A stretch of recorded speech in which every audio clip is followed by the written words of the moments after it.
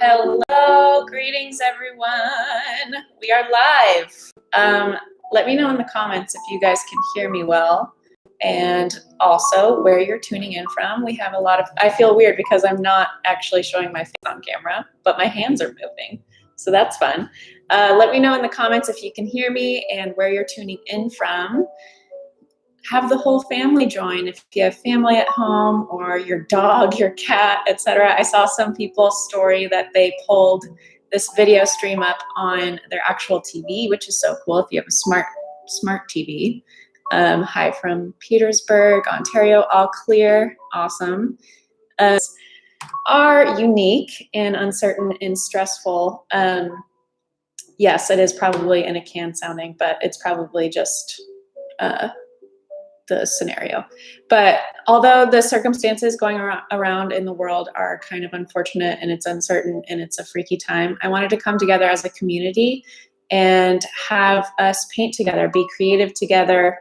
And there's nothing like being playful and coming back to creativity when we're in the midst of a stressful time. So I think this is going to be really fun. To kick it off too, I am going to talk about the supplies that I'm using. By no means do you need to have these supplies for this live virtual art camp.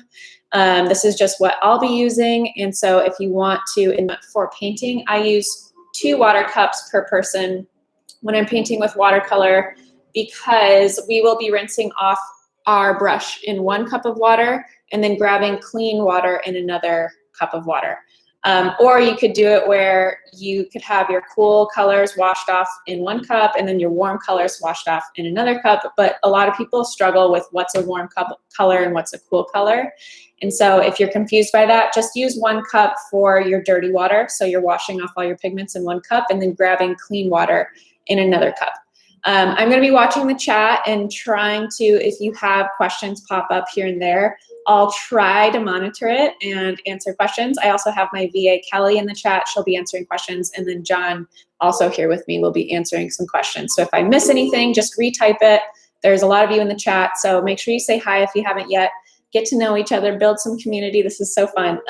Yes, so let's talk supplies. I have 2 brushes. I might grab some other brushes and talk about them as well. Again, it's not necessary that you have these supplies. We're just all about playing and having fun today so that we can have our minds taken off of all the stuff that's going on with our world right now and just playing and getting back to what is fun and what's meditative and being creative. So I always use these brushes. This is a size 6 brush from Princeton. It's their Heritage 4050 series. This is my all-time favorite brush. This size 6 is beautiful. I use it for the majority of my painting, and it's a round brush. So let's talk about round brushes real quick. So round brushes come to this fine point, and this is a synthetic Sable brush. So no harm done to animals here through Princeton. All of their brushes are synthetic.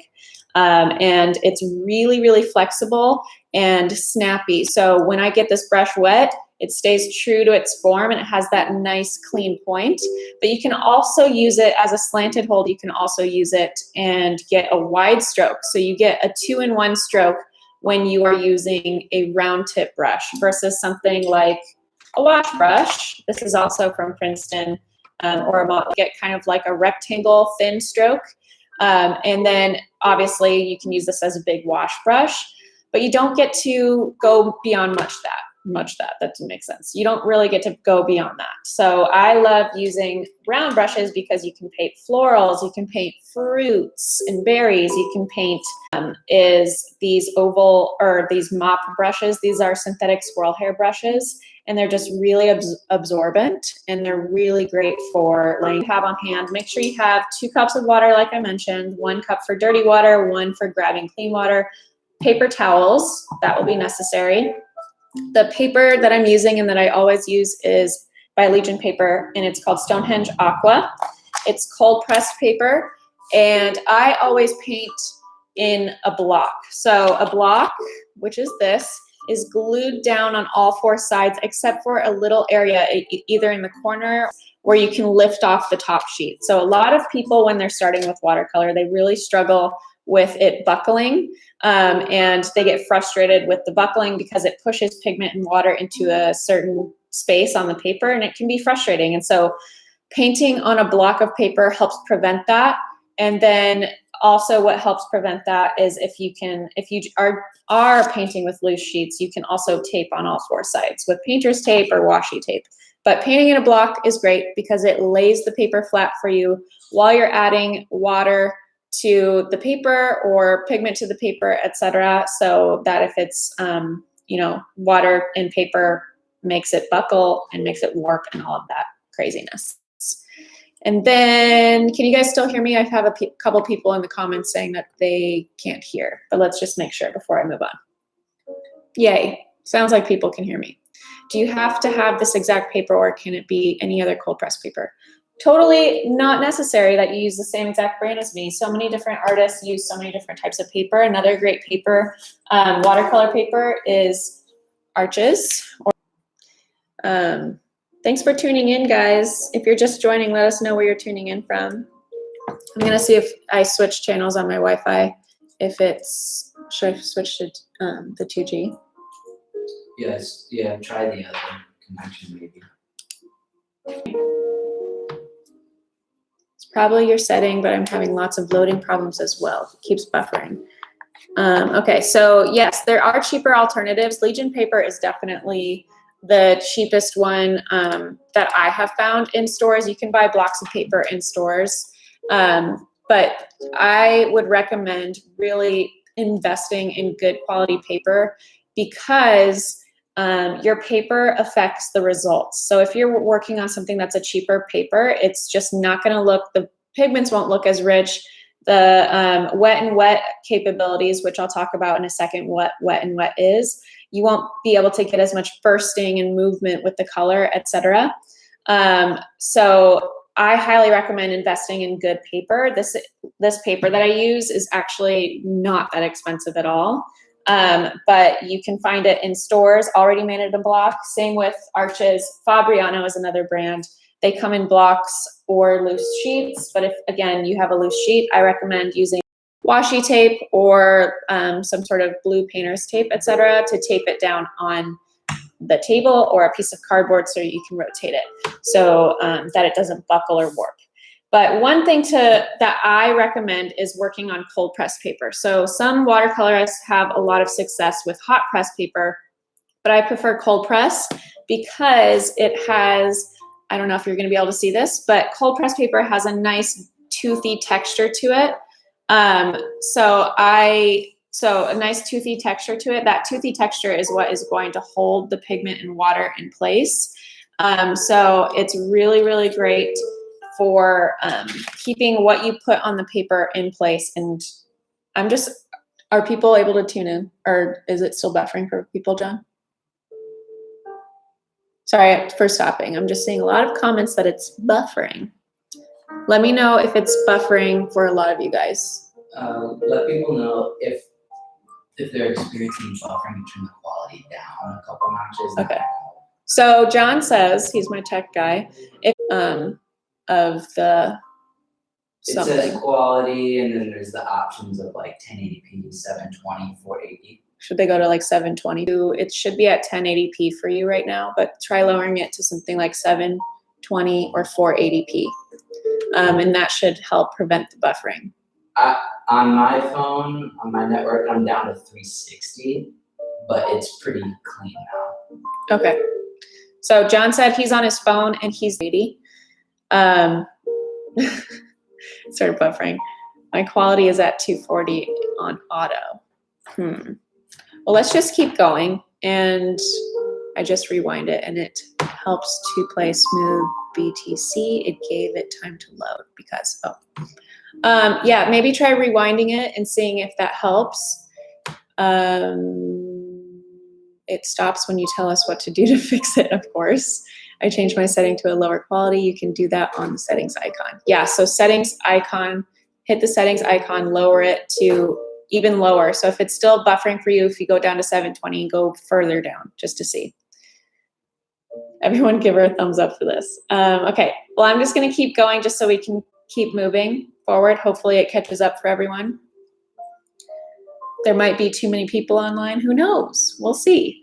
Okay, so I'm gonna keep going, but let's talk about pigment really quick. I use Winsor Newton Professional Level Watercolor, straight from the tube, but I let it dry overnight in my palette. So if you're working with watercolor straight from the tube, nothing wrong with that. Just make sure you're not grabbing too much on your paintbrush, because that's gonna lay it on way too thick and it's also wasteful. So watercolor pigment, what's really great about watercolor pigment, if you buy it high quality watercolor pigment from it, to last me for about 8 months or maybe even a little bit longer, because of the amount that I'm squeezing in my palette, and how long, yes, there is music playing, and how long that I know that will last me.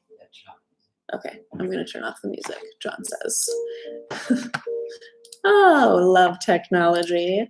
Okay, so 360 Apple iPad, okay now, awesome. Liquid watercolor is great. It's just a different look. I love, this is very similar to it, but it's going to be dried ahead of time. And like I said, if you're working straight from the tube, just grab a little bit of it. There's nothing wrong with different types of palettes or different colors or brands or whatever. You want to do you. So if you like a certain brand, but it's not what I use, that's completely fine. Or you're using something that's different than what I'm using today, that's also completely fine. Today is all about playing and discovering your creative capabilities and also just kind of letting go. I know that sounds cheesy and maybe we start to sing the Frozen soundtrack a little bit, but we're gonna just let all of our, like mentality around not having the right supplies or not knowing this or that about watercolor and just kind of play with it. So to get started, we're gonna start with talking about 3 different methods of three different methods of wet and wet watercolor. So if you have never painted with watercolor before, I want you to hit me up in the comments and let me know if you've never painted with watercolor before. This isn't to call you out or to make you feel awkward or anything, but I would love to know if this is your very first time painting with watercolor, because that's so cool to me. I love that you're joining in on this live video and you are trusting me with the guidance, etc., with watercolor. And then if you have painted with watercolor before, let me know maybe how long you've been painting with watercolor. It's basically me, Julie says, hey Julie. So let me know how long you've been painting with watercolor, etc. So if you're brand new to watercolor, then you most likely don't know what I'm saying when I'm talking about wet and wet painting. So wet and wet painting is literally when 2 areas of wet color or water touch each other or glaze over each other, etc., and blend. So this is where the magic happens with watercolor. I'm just gonna grab, this is phthalo turquoise in my palette. It's a lovely color. You don't need to have this color, but I just wanna lay it down to show you because it's super bright. So this is what wet and wet is basically when 2 areas of color or water touch each other and blend. And this is, again, like I said, where the magic happens. So I'm gonna come back. I've got phthalo turquoise down here, and I don't know if you can really see that, but you can move that pigment on the paper really easily. That means it's going to blend really easily because it's wet.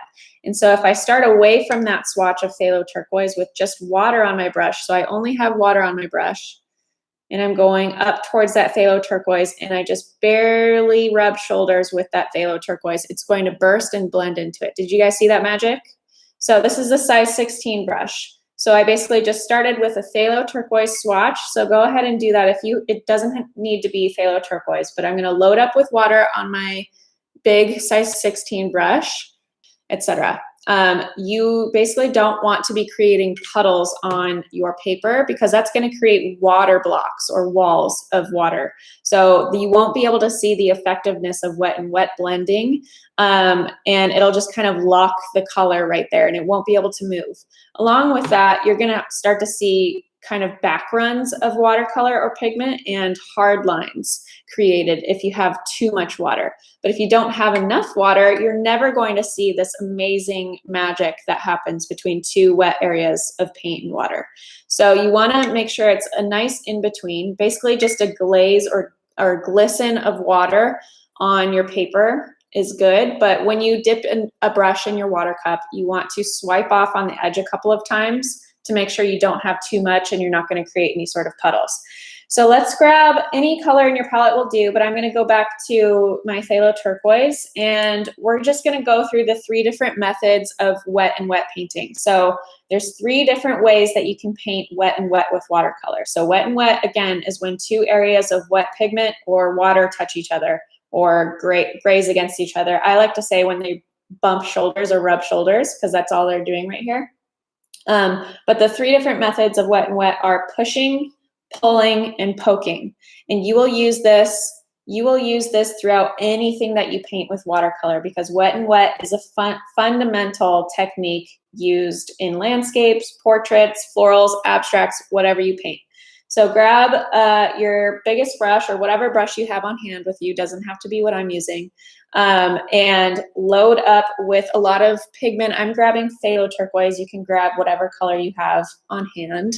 And I am going to lay down a swatch right here, just exactly what I just did, but I want you guys to do it with me.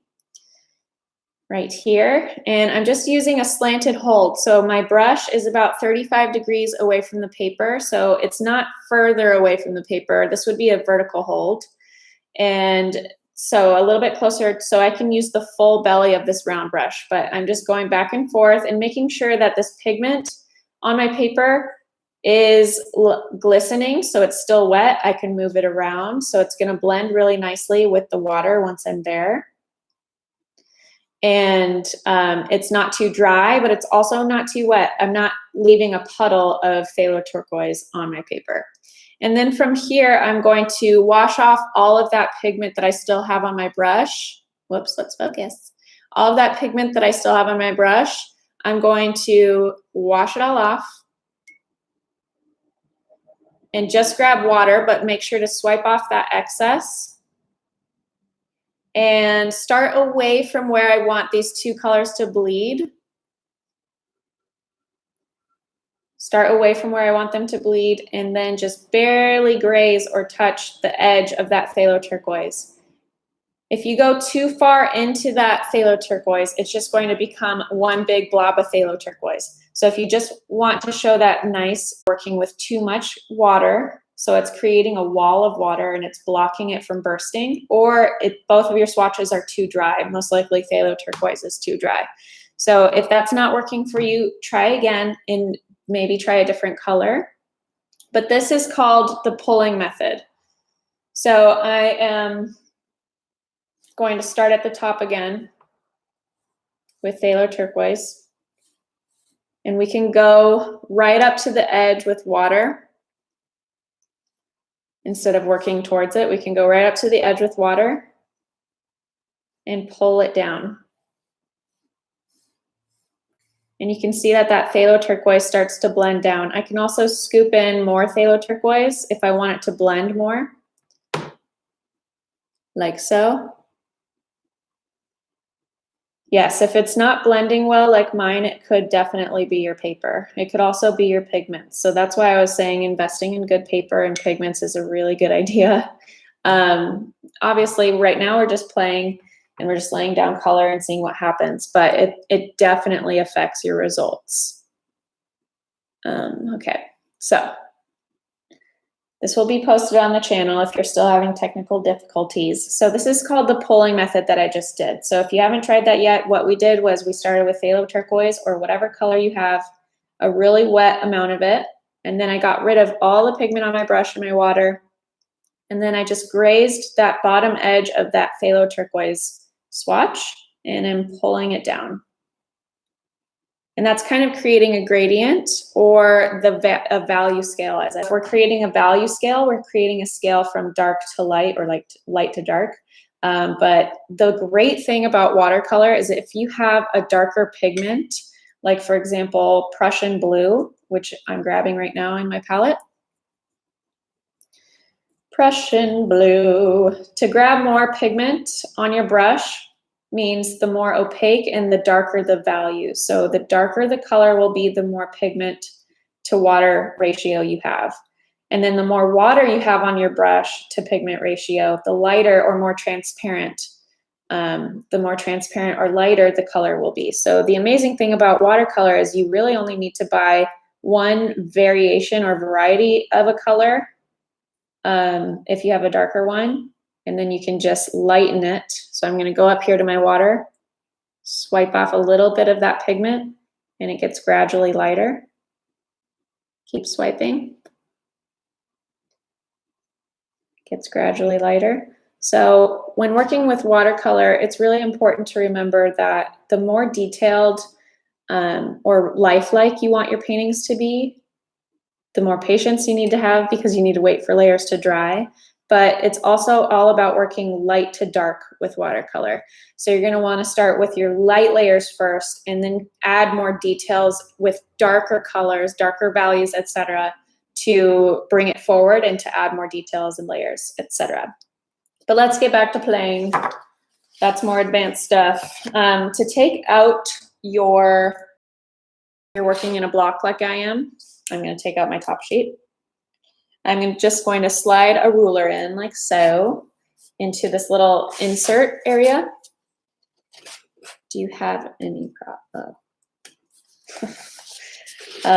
yes, paper matters, just trying to catch up on comments. If you guys do have questions, like I said, John and Kelly will be in the comment section answering questions to help me because there's a lot of you. But I will try to look up every once in a while and answer any questions you might have. So watercolor, wet and wet. This is where the magic happens, is in wet and wet. So we just showed how the pushing technique happens with wet and wet. How about poking? Let's do some poking. I have been watching Frank Clark on PBS. He is amazing. Frank Clark, I'll have to check that out.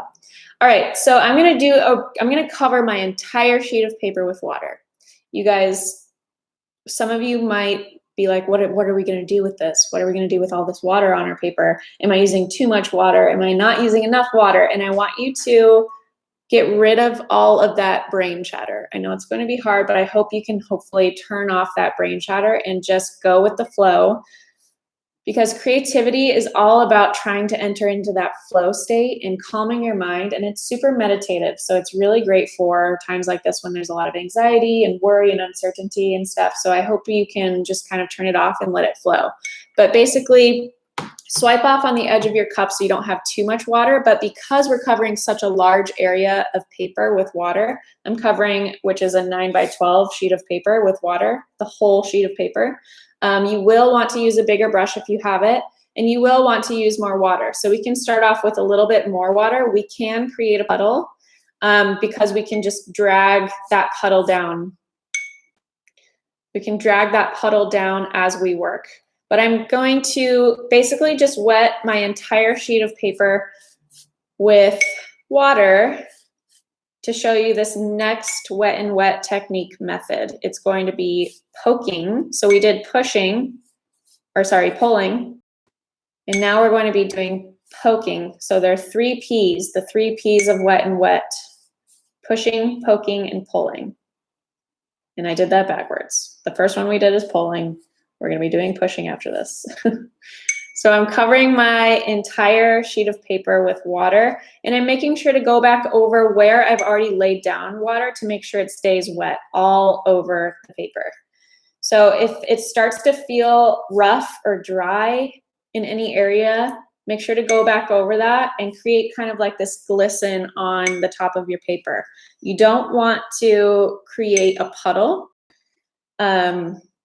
Because that is going to create a lot of warping, and it's going to cause dips and valleys on your paper. That's going to push and pull pigment into certain areas and warp your paper and create hard lines.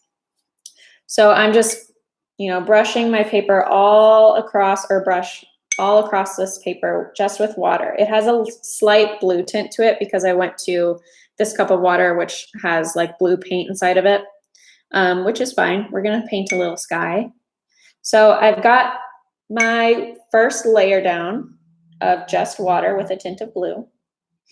So it's thin enough that it won't create puddles, but it's also, I'm gonna grab cobalt blue. You can grab whatever blue color you have on hand: Prussian blue, cobalt blue, a turquoise, a dark blue is a nice blue. I'm using kind of a royal bluish color, so if you have a color that's kind of similar to royal blue, I would use that.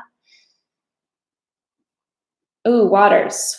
changed from cool, warm colors to clean, dirty. No, I didn't necessarily change to that. It's just easier for people to understand clean versus dirty versus warm versus cool. So since we have a lot of beginners in this class, I'm just telling them to wash off their dirty brush or have dirty water and clean water, because there's usually a lot of questions around what's a warm color and what's a cool color. All right, so I've got this, a thick amount of cobalt blue on my brush. Again, any blue will do, but you want a good dense amount of color. So soaking up a lot of color by rubbing your brush on whatever color it is quite a lot to soak up a lot of that color on your brush. And you need water on your brush in order to grab pigment. And then I'm just gonna go up to the top left-hand corner. It can be top right-hand corner if you're left-handed. Again, and then the more you poke on it, let's go over here. The more you poke on it, the more it's going to spread. So that wet and wet action is making it gradually spread and create a diffused edge. So if this paper was wet or dry, sorry, if the paper was dry underneath, we would just have a bunch of dots on our paper and it wouldn't spread like this. And then I'm going to grab cobalt blue mixed with a little turquoise. Again, you can use whatever blue you have on hand. And I'm going to just poke it in here and just play with it. Lay down color in lines like this, or you can poke with a vertical hold. You can poke right on the water. No worries if you're just now joining, just grab whatever you have. I just laid down some water on my sheet of paper and I am just playing with color in this water. We're going to kind of create a sky effect with our colors. So you can go back over some areas if you want to, but see how wet this is? I'm still able to move all of my pigment. And then from here, I'm going to grab a pink color from my palette. So I have Opera Rose. I have Opera Rose in my palette. This is my favorite pink to use. It's from Winsor & Newton. And I have a lot on my brush, but I want to lighten the color. So I want a lighter value of Opera Rose. So I'm just going to release some of that pigment off my brush and swipe off the excess. And then I'm going to, right up on the edge of where this blue has blended, go down here and pull in some pink. And to make sure that it's not just a line right there, I am going to grab more water and just kind of pull it down and into, and maybe bring it up into the blue a little bit too, so it blends and creates kind of a purple to pink. But because my layer underneath is still wet, all of this is becoming soft and diffused. And you see this little white, peak of white area here? That's a nice area to leave as a cloud. So I'm going to skip that and come back down here with more cobalt blue. But I'm just poking in color. You can actually literally poke it in like this if you want to, or bring it across your paper kind of in big strokes. But be bold with it. Don't be afraid to just lay the pigment on your water. If it's starting to look a bit murky and weird, it might be because you can eventually create brown. And so if you're using a lot of contrasting colors and you're starting to see kind of like a muddy look on your paper or in your water even, that's because you're using contrasting colors, or your water could be dirty and you might need to refresh your water. I'm starting to bring this down a little bit more with more water because it's starting to dry down here. So I want to bring more water down. But again, as I'm going through this painting, I am just going to get darker and darker as I kind of bring this line down. I'm going to get darker and darker and just kind of see where that goes. But I'm just poking it in here, painting and singing. Sometimes I sing without even knowing. And I'm going to grab some Prussian blue. If you guys are practicing with me, I would love to see what you paint on Instagram. Make sure you tag #JR Art School and tag me at Jenna Rainey. so I can see what you're painting.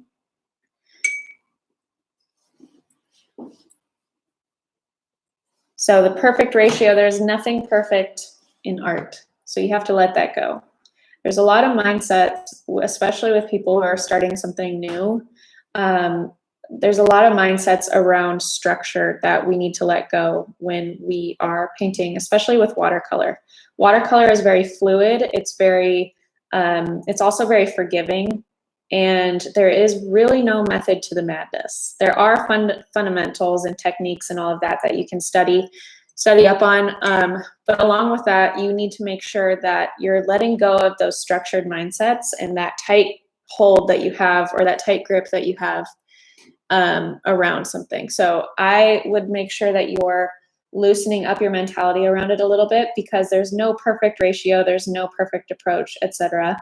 But basically what you want to do is, if you want a lot of pigment on your brush, you need a lot of water. So I go here and maybe just swipe once, and then if I'm grabbing a lot of pigment, then I kind of feel how it feels on my brush. If I lift my brush and it's kind of sopping off my brush, dripping a lot, like drips are coming off of my brush, then I know that I have too much water. But when I go to my paint or my paper and it's not actually like it's a really dry stroke, then I don't have enough water. So it's kind of, you have to always be eyeballing it.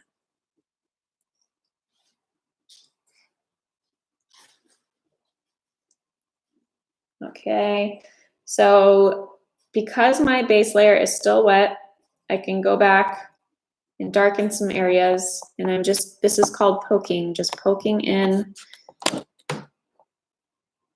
This is Prussian blue.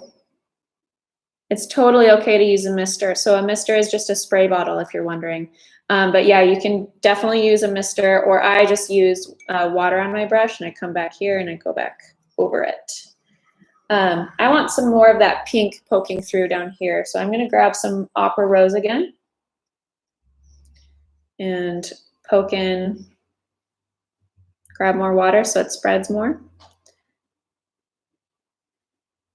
Brushing it back and forth so it blends nicely. You see how there's little gaps of white where it's barely any pigment on there? If it dries some, you can just go back over it. Like this bottom section dried for me, and I just went back over it with just water on my brush, and then just keep grabbing pigment and blending it. So there's little, as you're stroking across your paper, if you're doing what I'm doing here, you're gonna start to notice little peaks of your paper still poking through. Leave those there, especially if you're painting a sky. Those are beautiful nods to clouds, and you can get more defined as this dries with wet and dry technique. So you can go around like this little white area.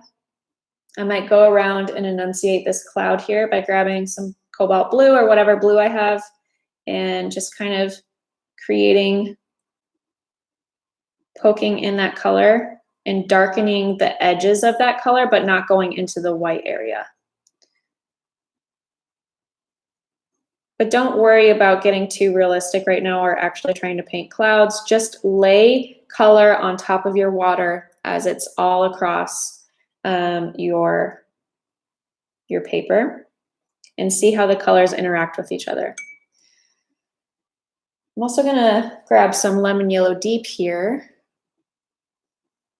If you start getting a hard line, what I would do is, so a hard line, if you don't know, is where there's a hard edge to where a pigment was pushed to the edge of a puddle of water and it dried and created a really dark edge or line.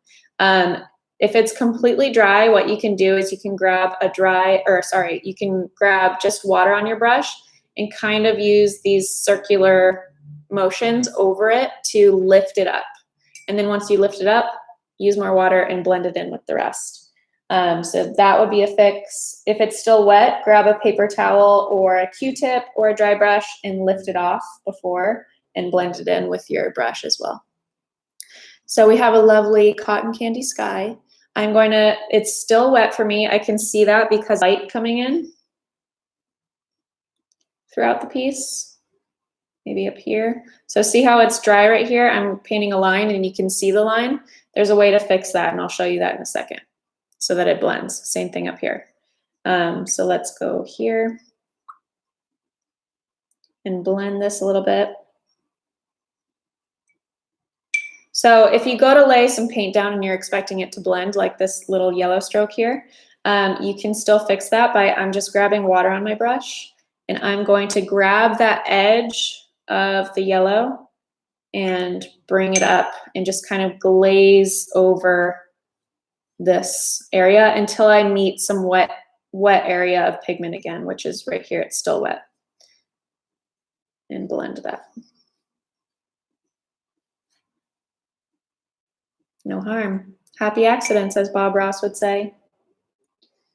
All play. Teaching you guys to play again during quarantine. Stay creative, stay playful. It really helps your mood. Really helps your mood, it helps your anxiety levels. Because you're using your imagination, you're using your critical thinking. Because you're thinking about, where should I place this next color? And some of you are overthinkers, and so you're really using your critical thinking or analytical thinking. So we need to turn that down a little bit. I'm gonna pop in some orange here. So again, we're using poking. So I'm gonna pop in some orange maybe right here. It's still wet, so it's blending nicely. But if I don't want it to be bursty like that, I can smooth that out with just water on my brush and kind of bring it across like so. Glad you love my books. I love hearing that. So if you didn't know, I wrote 2 watercolor books. How-to watercolor books. Everyday Watercolor and Everyday Watercolor Flowers. So this could be a sky, or it could just be a really pretty background. Like if you know anything about scanning and digitizing your artwork, this could be a really lovely desktop wallpaper or iPhone or whatever wallpaper. Used for like if you're painting an ocean scene or a sky scene like this. It's also for darkening your shadows or anything that's still wet, and created a value scale with phthalo turquoise. We started with a really thick amount of phthalo turquoise on our brush, laid down a swatch, and then we pulled that color down with just water on our brush. So we're pulling the water in that method for wet and wet. This was poking. Let's add a couple more pinks and then we'll move on to pushing. And then we'll paint. I think we're gonna paint some leaves after this. How does that sound, guys? Painting some leaves, are we into that? Little floral bits, easy floral bits for everyone.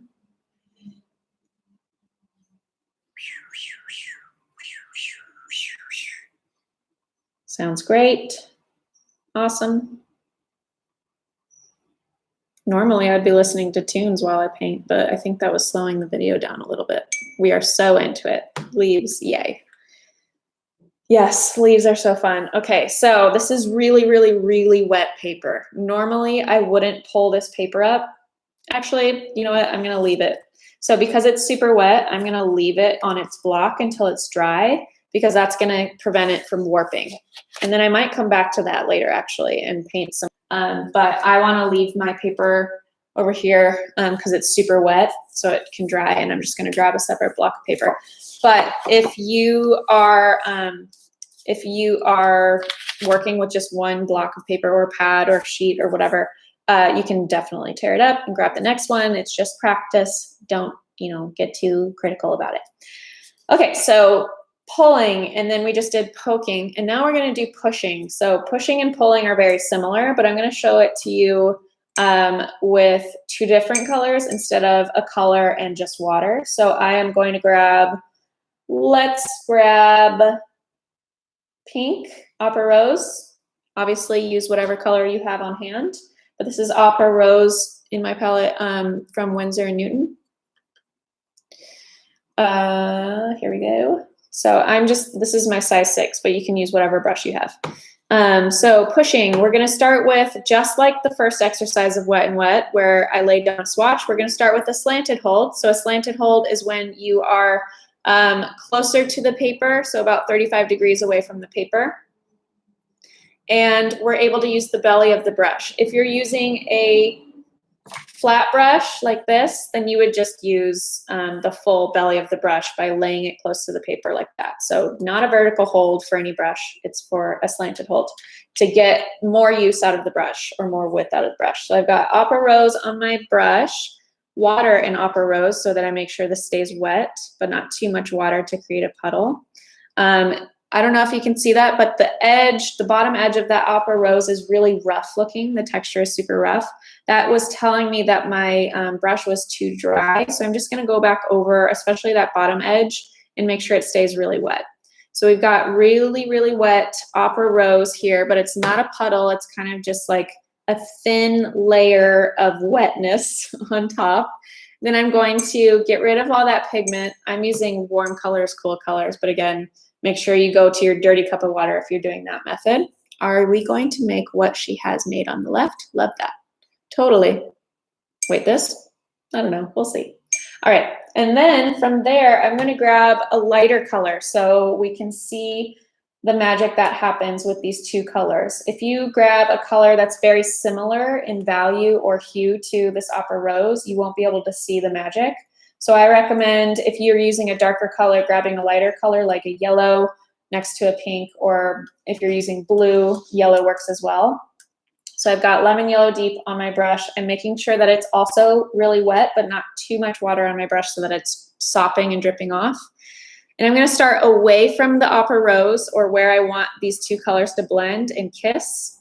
So I'm gonna start away. I need a little more water to help bring it up.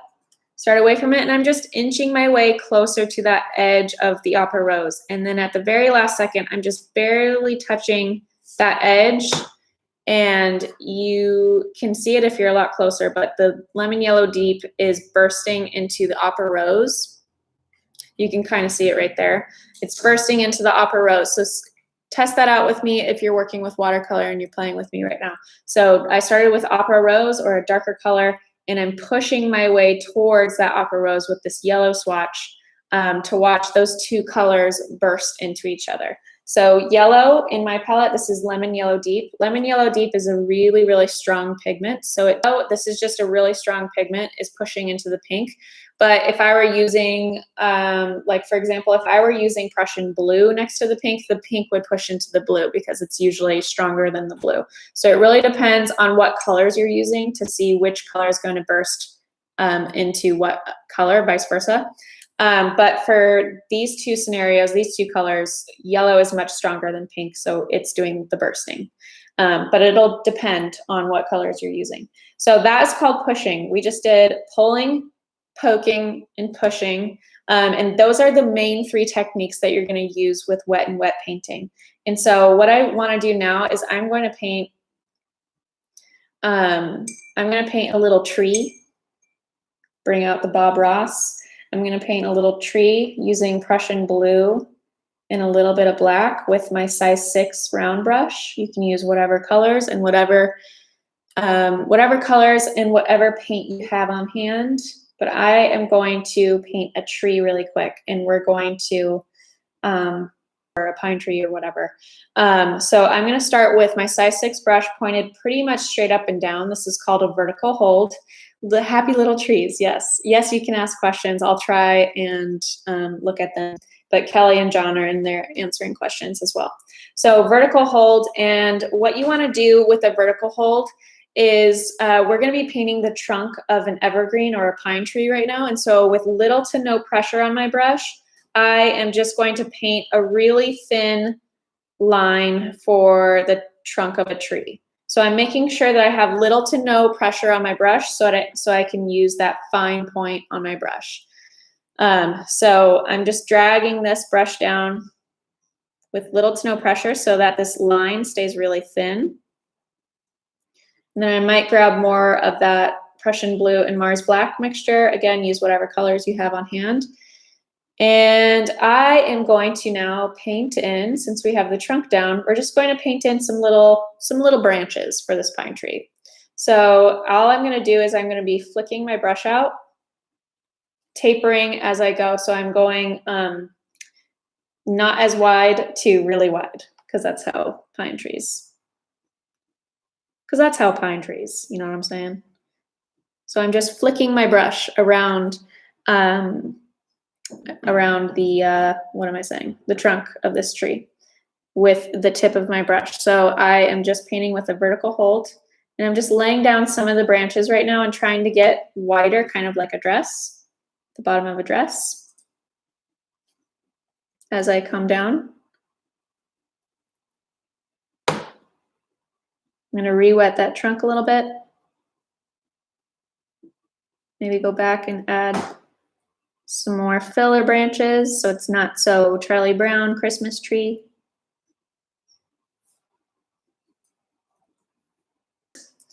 And flicking it around. Yes, definitely a Bob Ross lookalike. Miss you, Bob Ross. Okay, so now that I have my tree down,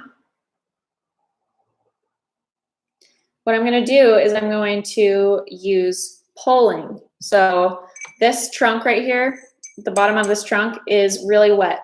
So it's a dark pigment, but it's also still really wet. I know that because I can see it shining in the light. But now I'm just going to grab water on my brush. So I've released all of the pigment off my brush. So I'm giving it a good shake. It is still wet. Giving it a good shake and then releasing some of that excess water. And then I'm going to pull that color down to create kind of like a reflection or a shadow. So I'm going to go right up against the bottom edge of that trunk with just water, and I'm going to grab it and pull it down. I wish that it was possible for a little zoom in, but it's not, unfortunately, since we only have one camera capabilities with live. Yeah. So you see that little tiny burst right there? I can make that a little bit stronger. And yes, I am using Prussian blue with a little Mars black. And yes, I am mixing it directly in this palette because happy accidents, man. Still keeping on the Bob Ross topic, but you can, with watercolor, just wet your palette with a spray bottle or a wet brush or whatever, and then use a paper towel to lift it up. So I'm going to go back and use the poking method now.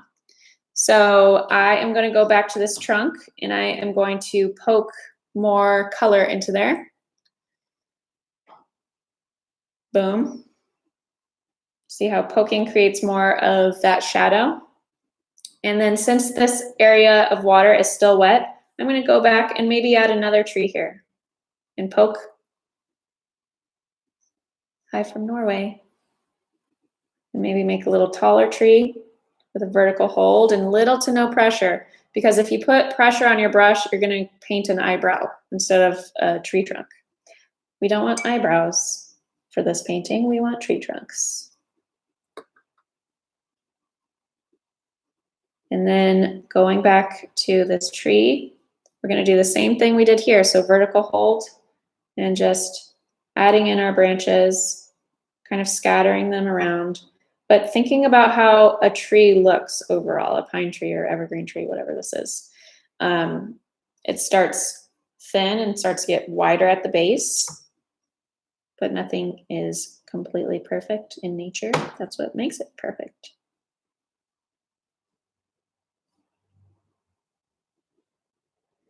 Touching the neighboring tree. Hey, neighboring tree, how you doing? Who's forgotten about what's going on in our crazy world since we started stressing about? I hope you're able to do that and just play. Play, play, play. It's getting wider.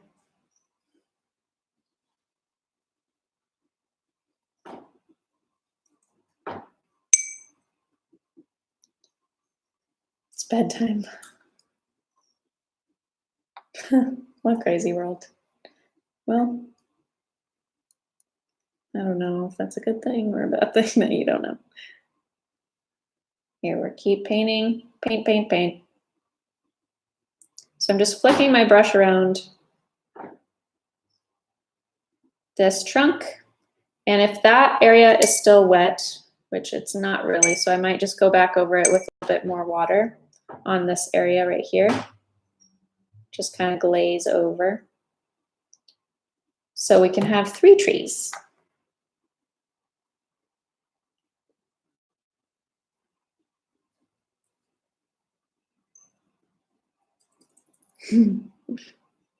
Oh, I get it. It's a joke. Oh my goodness. Wow. I took that very literally. Oh my gosh. See, exactly. So thin little trunk. Boom, boom. Kind of creating Z's as I'm laying down my first little branches. Back and forth. Zigging, is that a word? Zigzagging? Zigzagging back and forth. Making those noises, hopefully, while you paint.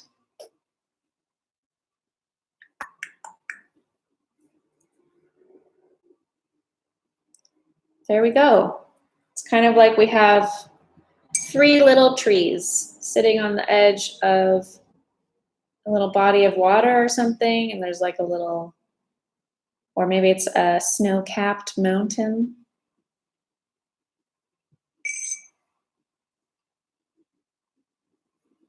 Trunk line stands out too much? Question mark? Not sure what you're asking. It's obviously loose watercolor.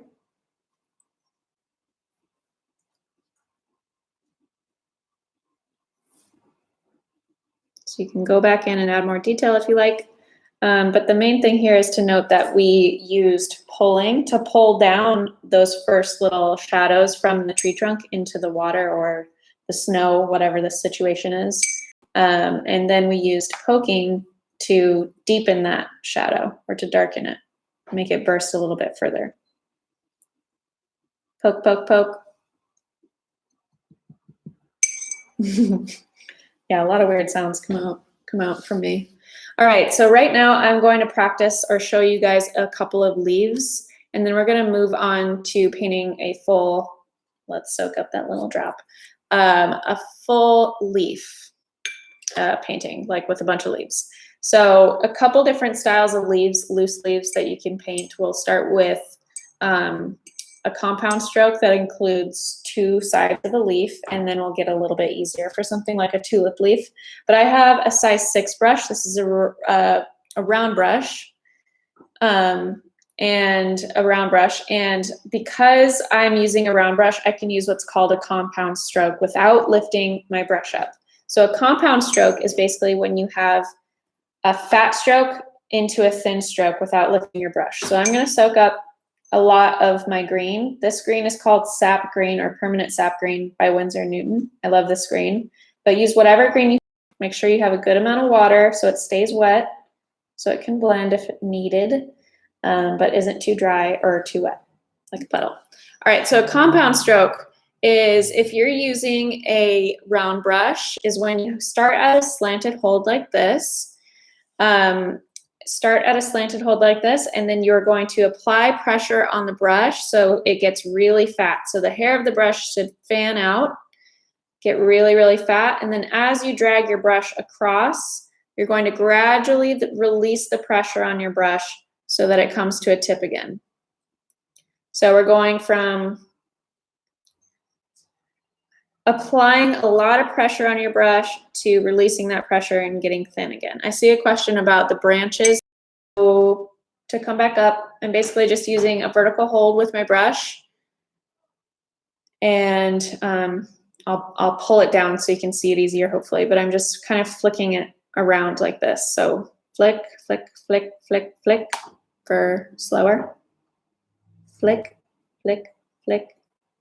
So it's really, really thin because I'm applying little to no pressure. If I'm pushing on my brush and applying pressure on it, my strokes are going to be too thick. So make sure it's really, really light pressure so you can get those thin lines.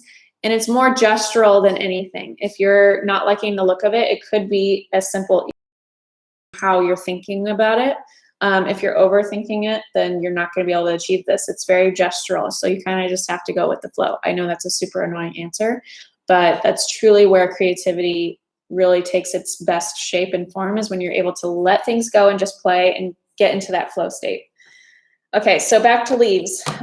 This type of leaf requires a compound stroke. And so a compound stroke is when you start thick. So with pressure on your brush, press, and then gradually releasing it without lifting. So because I'm using a round brush, this is going to be easier. But if you're using like a flat brush, you can still do it. This is an angled flat brush. You can still do it. It's just not going to look the same. It's not going to have the same shape. It's going to be a little bit more angular. So you can use a slanted brush and make sure that your brush isn't flipped on its side like this, but you're using it in line. So you can apply pressure and then gradually release that pressure and drag out that thin edge of the brush for a leaf stroke. But because I'm using a round brush, I get that nice curve instead of kind of like a shelf on the top edge of my leaf. So I'm going to do that again. So we're basically using a slanted hold with our brushes, applying a lot of heavy pressure on our brush so that the hair of the brush fans out and gets really wide. And then as we drag our brush across in a straight line, we're gradually lifting it off the paper so that it gets to a really thin point and then dragging it out. So that's the top side of a leaf. I'm going to go back to that same spot that I started at the base with the same amount of pressure and the same amount of release and meet that tip. So there's a leaf with two compound strokes. We have a top side and a bottom side. Leaves are challenging, everyone. So if you're having a lot of trouble, just stick to this leaf. This could be called a tulip leaf. We're going to make it a little bit longer. So I'm going to come down here to this bottom corner so you can see it better and I have more room. Again, if your brush is too dry, you're not going to be able to achieve these compound strokes either because it needs some help in moving it across the paper. So I'm going to start really thin with my brush, thin stroke, and then I'm going to apply a lot of heavy pressure. And then as I release that pressure, my brush gets thin. I'm going to do it on the other side so you can see it from a different angle. Maybe I'll do it left-handed. This is going to look wonky because I'm not left-handed, but we're going to try. If it's not dark like mine, it might be the pigments that you're using. It could also be that you're not soaking up enough pigment on your brush. The more pigment you have, the darker the color will be. I keep getting a dot at the thin end. Yes, that will happen if you have too much water. So before it dries, just grab that dot of water from the edge of or the tip of your leaf and bring it back and blend it into the rest of your leaf, or soak it up with a dry paper towel so it doesn't create a hard edge. So over here, this is left-handed. I'm not left-handed, people, but right here, I'm going to apply a lot of pressure, drag, and kind of curve the leaf. And then as I'm dragging it, I'm going to release that pressure and get as thin as I possibly can with the tip of my brush. So we're going from thin to thick, heavy pressure to gradually tapering off and getting thin again. So don't overthink it. Don't be too intimidated or critical of what your strokes are looking like, because again, this is all about play and getting comfortable with watercolor. I'm using a size 6 brush, size 6 round brush, but you can find it in the description as well. But just don't overthink it. What we're going to do now is I'm going to create a piece with a bunch of leaves on it. So you can paint this with me if you like. A bunch of leaves on it, stems and leaves, to incorporate some more brush technique. In the beginning of this live, if you're tuning in kind of late, there will be a replay and you can watch it. But if you've been with me since the beginning, we did 3 different wet and wet techniques or methods of wet and wet painting. We did pushing, pulling, and poking. And then now we're on to some brush techniques that are going to help you get comfortable with your brush, etc. So these leaves are really meant to help you develop muscle memory. They're not going to look like leaves. There's going to be hard lines, there's going to be puddles, there's going to be this and that going on, especially for the first few times that you paint like this. So don't be too critical of yourself, because if you scroll really far back on my Instagram, you'll definitely see some crappy watercolor if you have time on your hands. But you've got to start somewhere, and this is really just helping you develop that skill and that muscle memory. And so do these leaves over and over and over again, even after watching this live video, I have a few YouTube videos on our channel that are, and so go easy on yourself. Let me see, I'm seeing a question. 90-pound paper will give you some buckling. Okay, so we're answering questions, good.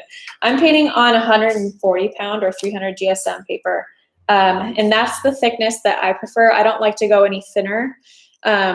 With my paper, I don't like to go any thinner because of the buckling and warping. And then I also really don't go up from that. I don't get any thicker with my paper. So like 600 GSM or 300-pound, because I find it unnecessary for this type of painting that I do. And the end projects that I have are just scanned and digital artwork. So, all right, how do I do art if I don't have a house? You can do art from anywhere. You can do art up, you can do art at the beach. You can do art at the park. You can do art in your front yard.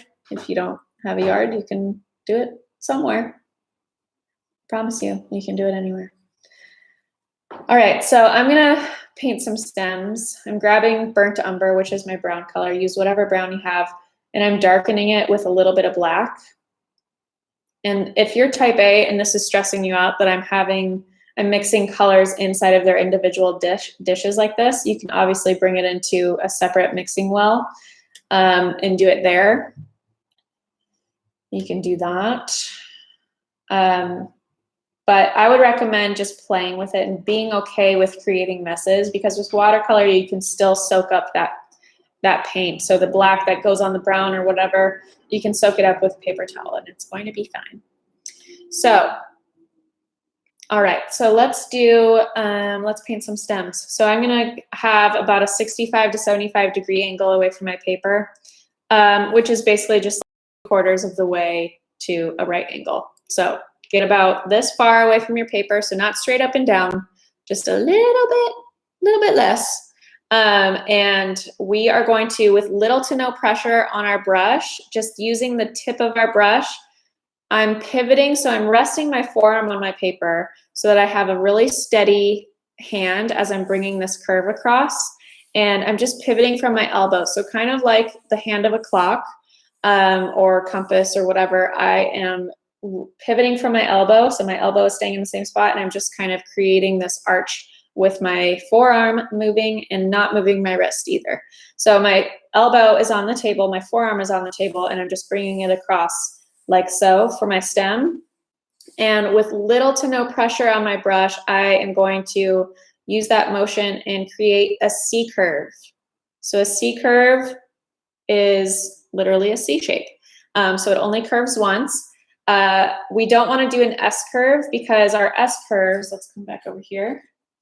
When painting with loose watercolor, if we paint stems with loose watercolor, like an S curve, it starts to look a little bit unrealistic and wonky and kind of like a worm. And then another thing you want to remember is when you're painting stems, you want to make sure that you don't apply too much pressure to your stem because it'll start to look like an eyebrow. So if you apply a lot of pressure to your brush as you're trying to paint that stem, you're just going to be painting really, really wide and thick stems, and they're going to look like eyebrows. So make sure you're dragging your brush across with little to no pressure so it doesn't thicken the stem. And then we are going to add secondary stems or little arms or offshoots of this main stem by coming up to our main stem, overlapping it, and then pulling out smaller C curves. So pull out smaller C curves on your main stem. One thing to keep in mind as well with your secondary stems is a lot of people, when they're putting on their secondary stems, so I'm up here now, a lot of people will just kind of plug in their stems wherever they think they should go. And it starts to look like a stick figure or a little bit unrealistic. So if you want it to look like it's actually growing out of the main stem, overlap that main stem first and then curve out. Curve out. So if you are just joining or you have to leave, there will be a replay, so no fret.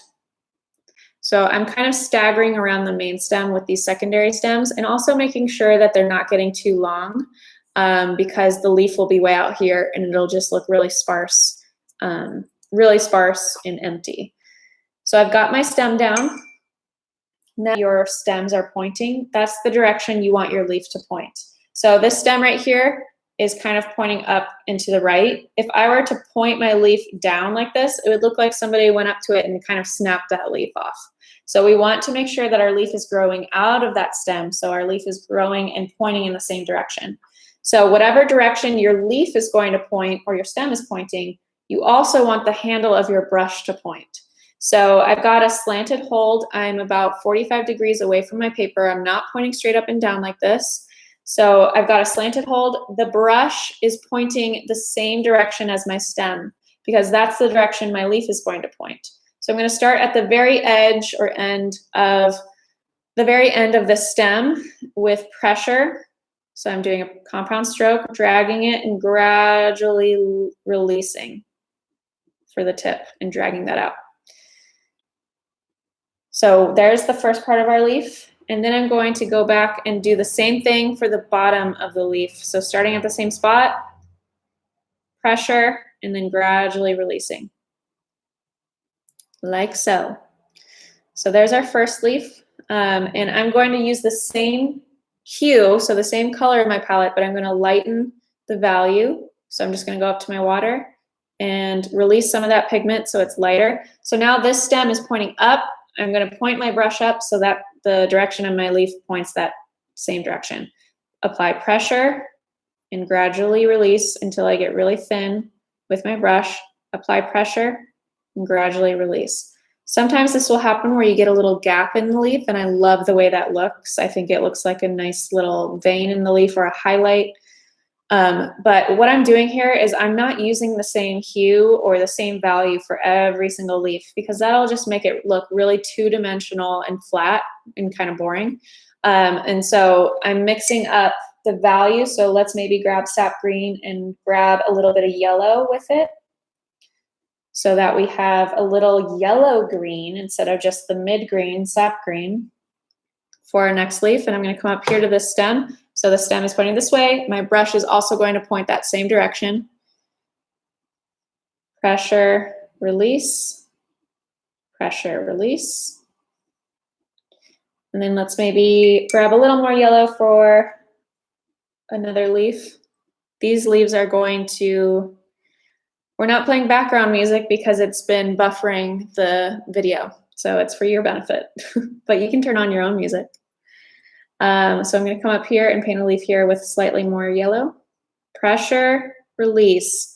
A lot of people, when they're painting leaves, they will lift up too soon. So you want to make sure that you're really getting to this really thin tip for your leaf, so it's kind of pointy at the end.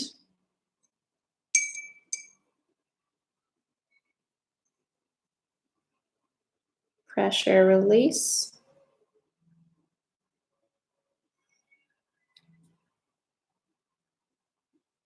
And there you have it. And then from here, I usually decide if I want to add in anything to the white space, like berries or some other leaves. So I might go in and add in a couple more little stems.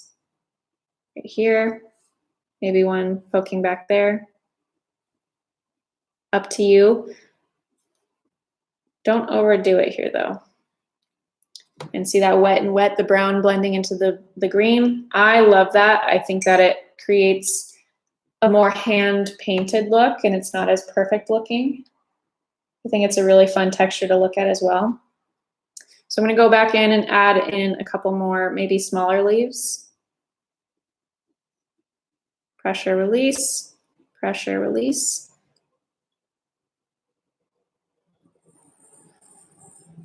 There you go.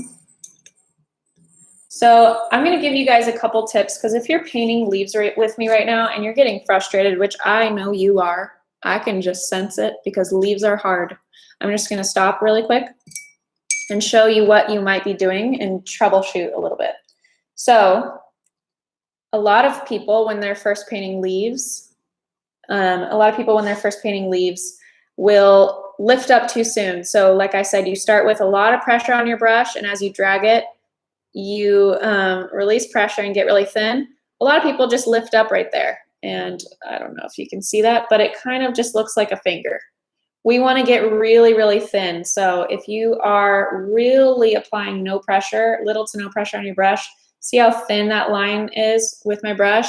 Obviously, the bigger the brush, the thicker the line, but also the thicker the width of the leaf as well.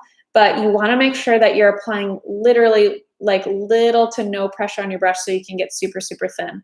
And then another thing that a lot of people, when they're first painting leaves, do is they flick their brush. So you put pressure and then you just flick it.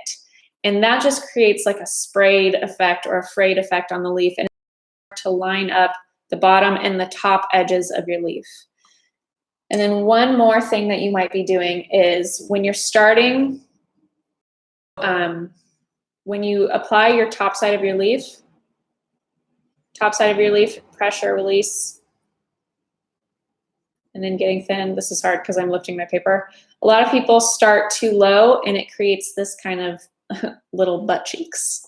So you want to make sure that you start right at the same spot for your top side of your leaf and also for the bottom. So I'm starting right at the same spot, but I'm bringing it low. I'm looping it down so I don't have the butt cheeks.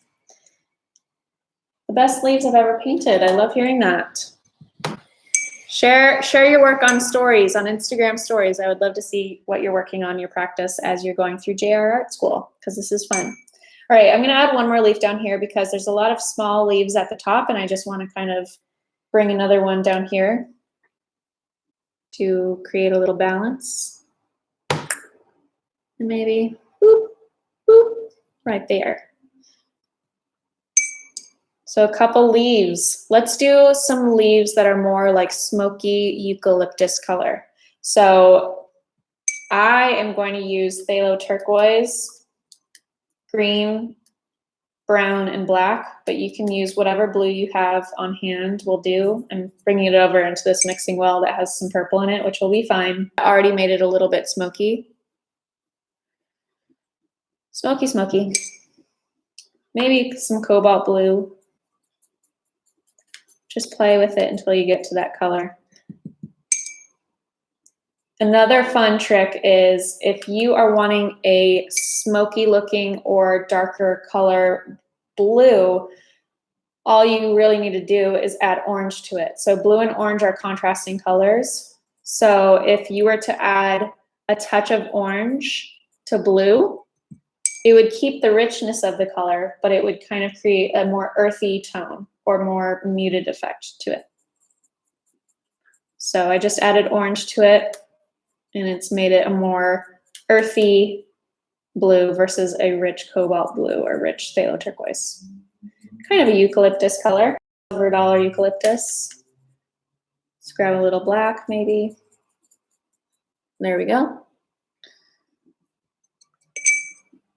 Someone asked if it comes out grainy, is it the quality of paint or should they add more water? So sometimes certain pigments are more grainy than others. So it really just depends. Like for example, Opera Rose is the pink color in my pigment or in my palette. That's a really grainy pigment just in general. And so you do want to make sure that you're not water with Opera Rose because it will separate that pigment from the water. So it just depends on the color. So usually it means that you have a little too much water if a lot of separation is happening, but you kind of have to just go with the flow. Some pigments are just a bit more granulated than others. And so if that bothers you, then just try a different color and don't use that color anymore. It doesn't bother me, but if it's really affecting your practice, then I would try a different color. All right, so let's try a branch with eucalyptus. So we're doing the same stem color. I've got brown with a touch of black in it. And I'm going to start with a C curve. So again, little to no pressure on my brush and pivoting from my elbow, resting my forearm on the table so that I can create a thin, smooth C curve. I have a C curve that's probably about 5 inches or 4 inches long. And then I'm going back to that main stem and I'm pulling out these secondary stems or these arm stems. So remember to overlap that main stem and then pull it out. Don't just plug your stems in wherever because it's just going to look too sharp and not very natural. All right, washing the brown color off, and I'm going to now grab my eucalyptus color. So I mixed up a lot of pigment in this mixing well so that I can have darker values and lighter values. So the amount of pigment I have in here is a nice, rich amount of color. So I can paint a really mostly opaque leaf. But I can also lighten this by just going to my water cup and releasing some of that pigment and getting a lighter color. So if it's blurry for you, it might be a buffering issue. It might be our camera issue, but it's probably because I'm crossing my arm across at times and it thinks it needs to adjust, but just give it some time. I can't really fix the focus on my end because it's kind of a stabilized camera and there's no focus points. It's good. It's clear. John says it's clear on our end. It's also clear on my computer screen. All right, so for eucalyptus leaf, we are, instead of painting a two-sided leaf like we did up here, I'm just going to loop around and give it kind of this oval shape. So it's going to look like a teardrop. So what we're going to do is start with our brush. So our brush is still pointing the direction that we want the leaf to point. So if our leaf is growing out of the stem, our leaf should point in line with that. So our brush is pointing the same direction, different direction, maybe up here. So basically what the stroke looks like, I'll pull it down for you so you can see, is let's say this is our stem here. We are going to point our brush in line with that stem, apply pressure, and then loop back down. So it's hard to do it from that angle. You want to make sure that you're not going too far away from the stem, but you're just applying pressure and then looping back down for this leaf to create a little oval or disc shape. So I might come back in and finish out that oval shape on the bottom there. So that's a really dark leaf. For my next leaf, I am going to release some of the pigment I have on my brush by going up to my water cup and just flicking it back and forth to release some pigment, and then swipe off the excess on the edge of the cup so I don't leave a puddle on my paper. And then come up here. Remember, my brush is pointing in line with the stem. Pressure, and then loop back down. See how that one's much lighter?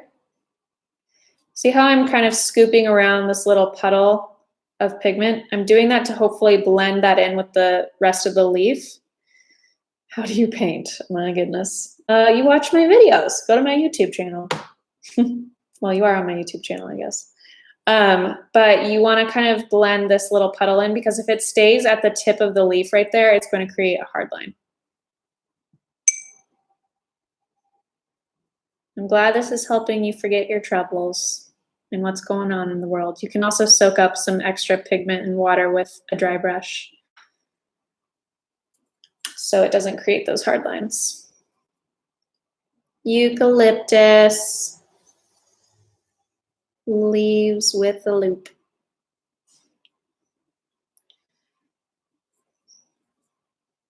So just get kind of consumed with how the stroke feels on your brush. It doesn't need to look exactly like mine.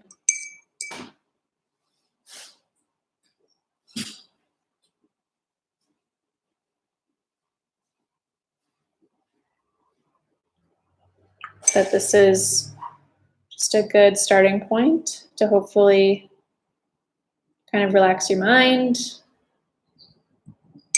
Looping is hard. It could be the brush that you're using. If you're using a coarser hair brush, it's going to flick and be too hard. But these brushes from Princeton, the Heritage 4050 series, are really flexible. So let me show you what to do if it's too hard for you to loop. So if you can't loop with your brush, maybe your hair on your brush is too stiff or you just can't really get it, you can do exactly what we did up here for these leaves. You can do exactly what we did up here for these leaves, except leave off the skinny tip. So just do one side, lift up.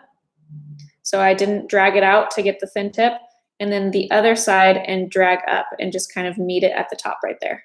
So it creates kind of a rough edge at the top, but you can do it without looping. So I'm just basically applying pressure and lifting up and then coming to the other side, applying pressure and lifting up and kind of curving them in like parentheses.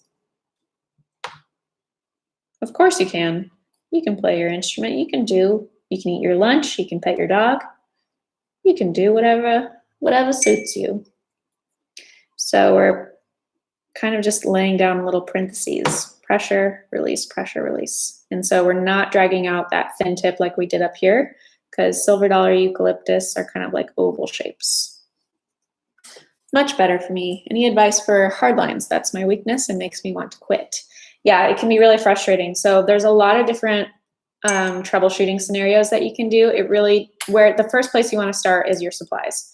Are you using good paper, good pigment, and good brushes? If you are, then the next place is your water control. If you're using too much water, you're going to get a lot of hard lines. But hard lines happen no matter how long you've been painting. They happen to advanced watercolorists, experienced watercolorists. They happen to all of us. And so right now you can see I'm using a dry brush and I'm soaking up some excess pigment and water that I know is going to create hard lines, so that doesn't happen. So while it's still wet, you can troubleshoot and soak it up with a dry paper towel or a paintbrush, etc., and soak it up like that. But just keep in mind that it happens to everyone. But your materials are the first place to troubleshoot. Good paper is especially important with the puddling effect and making sure you don't get a ton of hard lines. And then water control is the next troubleshoot. So if you are going to your paper and your brush is dripping water like this, that is way too much water. So always swipe off about 2 to 3 times before going to your paper or your pigment to load up with new pigment. Okay, there's a lot of comments coming in. Hopefully people can answer them, Kelly and John, and I'll look up in a second. But I want to move on to one more type of leaf, and then I want to release you guys into practicing on your own. This next leaf I'm actually going to do on this sky painting that I did earlier. And I'm going to use black as my color, kind of like the foreground is just maybe a palm tree leaf or something in arching over into the sky. And so I'm going to load up with on top of this piece first. Maybe try on a blank sheet of paper first and then come to it. It's totally fine. Or maybe you just don't even want to do that at all. That's also fine. But basically what I'm going to be doing is I'm going to be painting, let's go over here actually. I'm going to be painting some long palmy type leaves. So you can have your main stem here for your palm leaf, and then thin for your little secondary stem that is leading into your leaf. Apply pressure for a C curve, and then gradually release that pressure. And then keep doing that all the way up your stem. Maybe some leaves are curving in different directions than others. And maybe they're overlapping.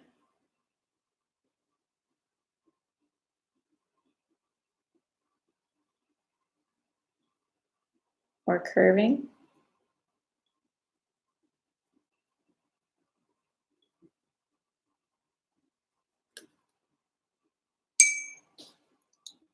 Best online class I have taken, held my undivided attention the whole time. Thank you. That's so sweet. I'm glad it was beneficial for you. Had some tech difficulties in the beginning, but we overcame it. So I'm literally doing the same exact stroke that we did up here. I'm just making the belly of the leaf longer. So I'm applying pressure for a much longer period, and there's only one part. So up here there was two sides, or a loop if you did the loop. But for this one, I'm just making my stem a little longer and the belly of the leaf a little longer, and then getting to my thin stroke at the end.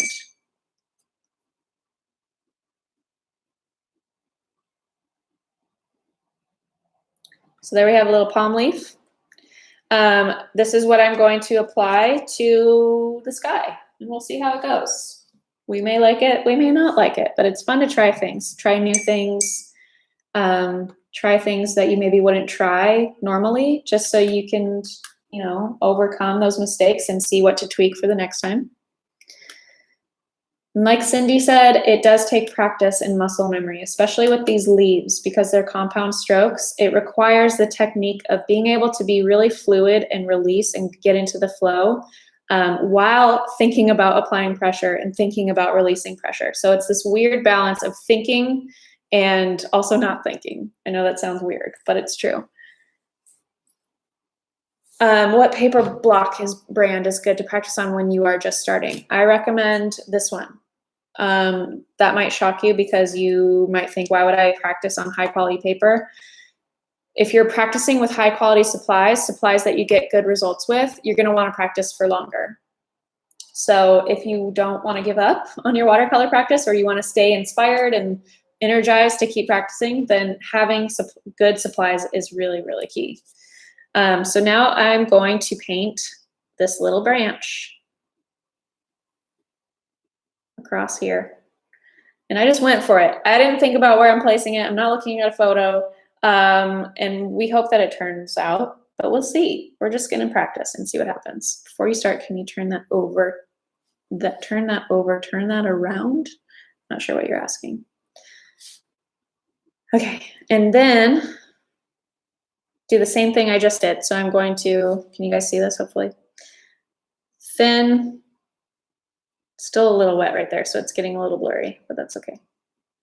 Pressure, release. Super wet because I want it to be really opaque.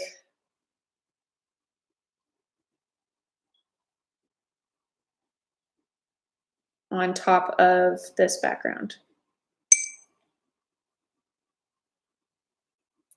Saw somebody ask effects on paper, it won't have the same results. I think somebody answered that question too, but I'll show you what a hard line means after I'm done painting this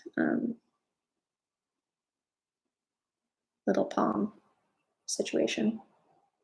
So thin, pressure, release.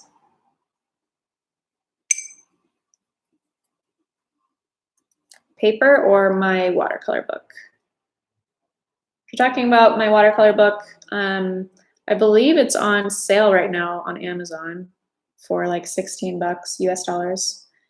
But if you're talking about this paper, I believe this size paper retails around $25 per block. Not positive about that. Don't remember. But I have the links in the supply list, which is in the description of this video, if you want to go check it out. So there we have a cute little palm leaf poking through. Makes me think of Hawaii. I want to go there right now. GSM is the thickness of the paper or the weight of the paper. I am going to paint in, so there's two sides of a palm leaf, obviously. We have the stem of the leaf, or the main spine of the leaf, and then we have our little fronds or leaves coming off of that. And so I'm going to paint the further away side leaves. They're just going to be a little bit shorter, like that.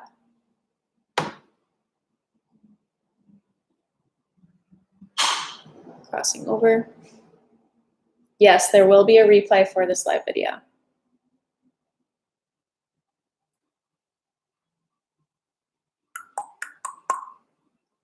So you see how I'm using that compound stroke to paint so many different types of leaves, which is super fun. Let's maybe do one more palm leaf and then I'm gonna hop off this live. This was such a fun first day of art camp. Tomorrow, we're gonna be doing hand lettering with any tools that you have at home, like you can use a ballpoint pen even, or markers. I'll also be showing some pointed pen calligraphy, but it's not necessary that you have a pointed pen like this, because I'm also going to show a lot of ballpoint pen stuff.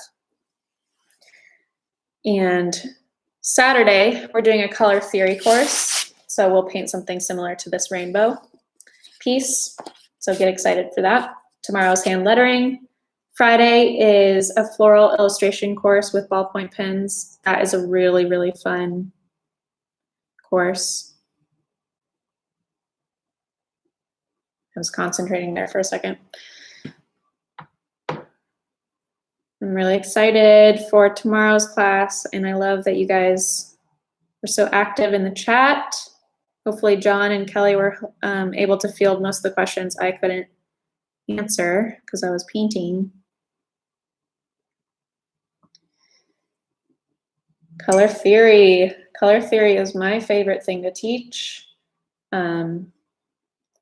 because it absolutely transformed not being in your normal routine, or maybe the stress and anxiety of everything that's going on in the world, whatever is going on in your life right now. I hope this was helpful in helping you kind of tune that out a little bit and get into the zone. If you want to keep practicing, keep painting, you can definitely hop on my YouTube channel, which you're on right now, but there's tons of, other tutorials with watercolor, calligraphy. We have some illustration tutorials on there as well. So keep being creative. There's nothing like creativity and getting into that meditative along here, obviously. Thanks, guys. There's always got to be some trolls. So I hope you're able to relax and take your mind off whatever's going on with you. And I will see you guys in tomorrow's virtual session, which will be all about hand lettering. Actually, I'm going to paint one more leaf. I know I said that was going to be my last one, but I feel like it needs another one down here. Are you guys painting this with me? Hop on Instagram, story, tag me in hashtag JR Art School so I can see what you worked on in this class. So we covered a lot. We covered the 3 methods of wet and wet painting with pushing, pulling, and poking. And we painted some trees. We painted some leaves. Jason Sass says hello. Hey, Michelle. And John says, hey, Michelle. I don't know if you were able to hear that. And we're painting a little kind of, I guess, beach sunset-y scene with this palm tree in the foreground. And my 10-year-old made a killer sky. I can't wait to see it. I hope you share it with us on Instagram, the piece. And make sure to tag me so I can see it and reshare with people, because I love that you all are joining in. We had so many of you, hundreds of you joining into this live, and I'm sure we'll have a lot of people who are going to watch the replay. And the whole family is tuning in and painting with you. It's just such a fun activity to bring in childlike play stuff. All right, you guys, today was fun. Deep breaths, everyone. If you're frustrated with how yours maybe came out, I want you to be mindful of what it's like to be a beginner. Even if you aren't a beginner and you're just trying something new, or you're just, the circumstances or what you're particularly painting right now didn't come out the way it normally does. Don't get too frustrated because that frustration will block your creativity. So keep practicing, and head over to the rest of my YouTube channel. Keep practicing. Thank you, guys. This was so weird, I gotta say, because it's hard to look at the chat and see it going so quickly and also paint, because I can see it out of the corner of my eye. And it's also weird that I can't see my face. But I'm here. I'm right here, guys. All right, you guys, thank you so much for joining day 1 of JR Art School. Make sure to tag me and that hashtag on Instagram or wherever. I hope you loved it. I hope you were able to relax and kind of enjoy just being creative for a moment. And I'll see you guys tomorrow. The next time is tomorrow. It's a hand lettering class, and I believe it's at 9 a.m. Pacific time, so Los Angeles time. Yep. So tomorrow at 9 a.m. Pacific. So we will have a countdown on YouTube and on my Instagram stories for tomorrow's session as well. So if you're really bad at like knowing time zones and all of that, no worries. There will be a little countdown in the YouTube stream in the like video channel feed, whatever. And you'll be able to see when it actually starts, kind of like what we had today before you could hop on before. So I'll see you tomorrow at 9 a.m. Bring your ballpoint pens or markers or any of that. And then also for tomorrow, I will be using layout bond paper, which I can't find my paper right now, but layout bond paper is similar to tracing paper. So if you have tracing paper, that will work. If you don't have layout bond or tracing paper, we can also use printer paper. Any sort of light paper will work. Will you show all your pages from today? That's a good idea. So this was our final piece. Let's move this over. Pushing. And this was our poking. We poked some colors into water. That was just our first layer on this paper, and poked some colors in. And then we painted some trees using a few of those wet and wet techniques and methods. And then we moved on to compound strokes and painted leaves. We painted these fun kind of rose or garden leaves here, and then smoky eucalyptus leaves here with a loop. And then we moved on to the palm leaves and finished it off with this beautiful sky painting with a palm tree in the foreground. All right, guys, show the fruits.